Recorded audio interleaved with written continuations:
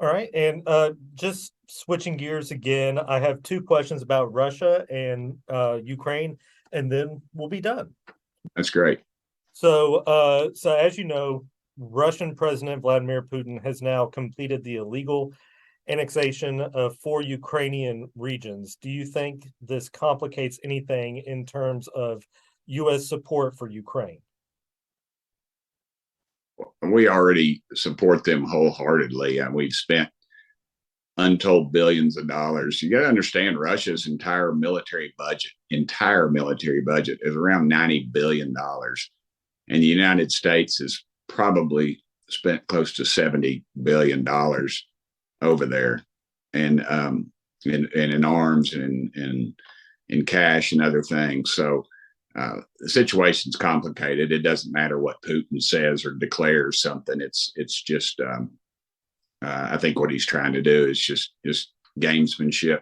He'll claim an area and say, that's our area, and it doesn't change the borders. It doesn't change anything else. I think he's an egomaniac, and he's a thug, and he's no greater than a third world thug. Their GNP is ridiculously low, and we just need to make sure those dollars that we're spending over there are being spent wisely, and they're not stealing it. That's one of the major concerns I have in the whole thing is that how it parallels Vietnam. When we went to Vietnam, we sent money first, and probably some of it got stolen. Then we sent armaments, and our armaments were so technologically advanced that we had to send people in there to handle them and as advisors. And then we sent people, and then they sent home body bags, and we're still dealing with the troubles of Vietnam. Not just PTSD, but Agent Orange and other things. We deal with that on a day-to-day basis in our office. And the war was over in the 70s.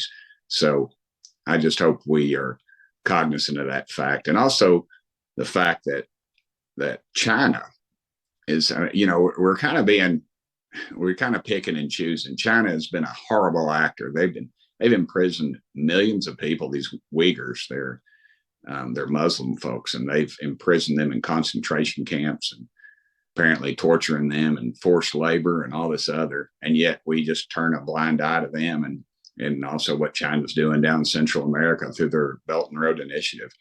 And so I think we better be really careful, and we got to be ready, because all China's doing right now is just watching everything we do with Ukraine, and they will, they know our supply chains, they know who are our allies, they know who will back us and who won't, and they're watching just how ready the American taxpayers are when they make a move on Taiwan, which they will.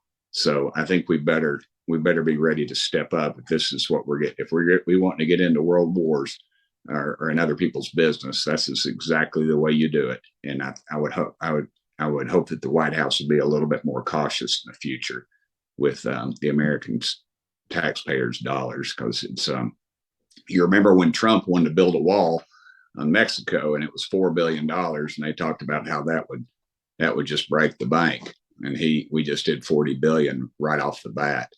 And the number two country when we got involved in this, the number two country was Estonia for contribution to the conflict on the side of the Ukrainians. And it's changed a lot since then. But Europe needs to step up. England, Germany, the rest of them, they need to step up a lot more.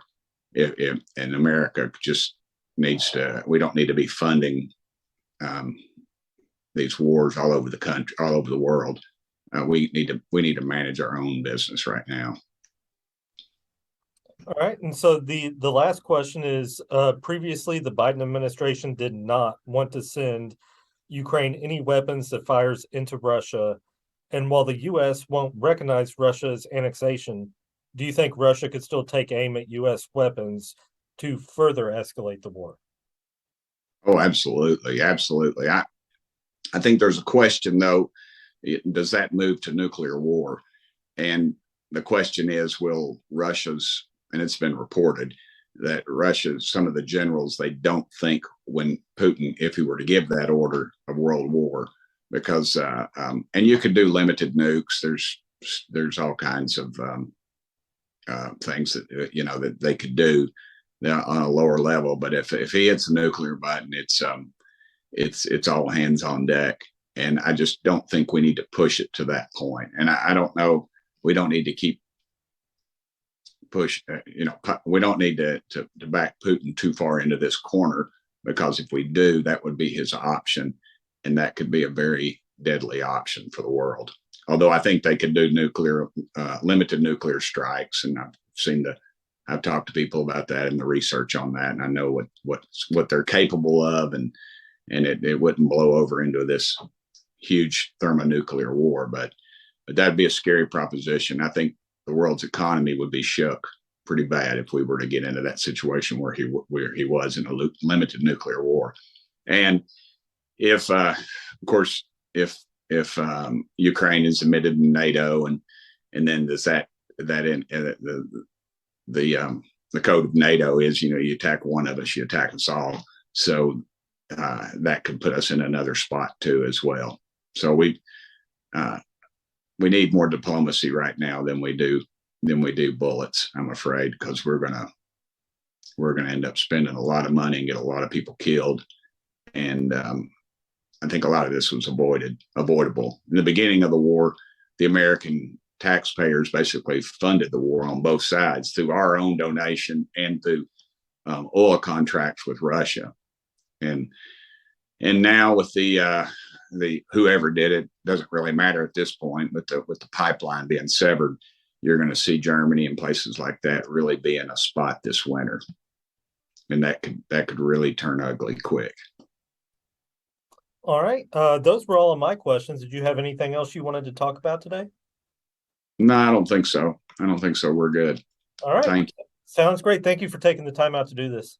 Hey, they took over 2 liters of fluid off my daughter. I didn't know if you wanted to add that or not. That's kind of maybe a little more personal, but it was pretty serious at that